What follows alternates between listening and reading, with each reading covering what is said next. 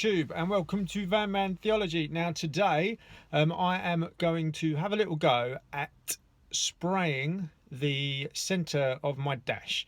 So I've taken off the dash fascia and the tray at the top, and you can see I've got some fine oxide sandpaper. This is just something I had laying about in the loft, and then what I've done, I've just keyed down the surface of this, so that's what it looks like initially.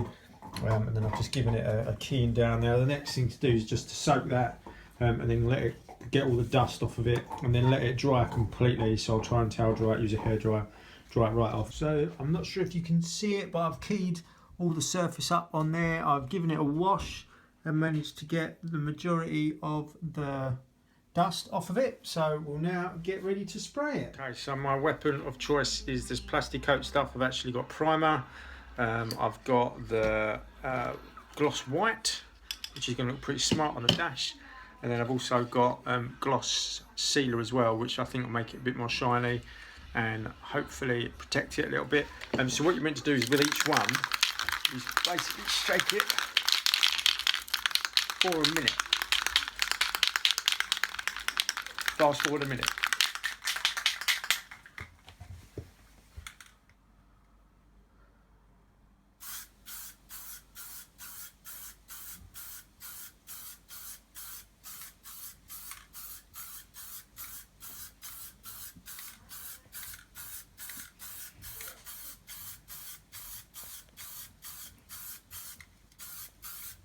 So this is after just one coat, and this is after two coats. This is just the primer that I've put on. We've still got the brilliant white to go over the top. This actually looks alright as it is. So I'll probably put another coat or two on of this, leave it for about 40 minutes, and then we'll stick another couple of coats on of the top coat. Here we are after 3 coats of primer. It's looking pretty good actually. I would be very tempted to actually leave it like that, but I've paid for the rest of it, so I might as well carry on with it. Just one word of warning, the stuff is lethal. I've been doing it in my kitchen and I've gassed out our house. I've tried doing it outside, it's too windy. So yeah, just bear that in mind. Probably find that half the house is now covered in PlastiKote, but at least it's white, so it should be clean.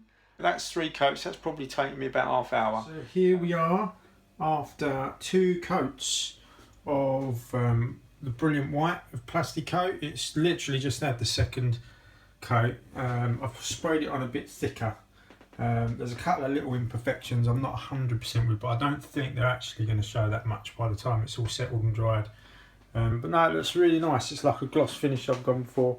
So the last thing to do is put a clear coat on, which I'll probably put 2 clear coats on. So overall it would have had 3 primer, 2 colour, and then 2 clear.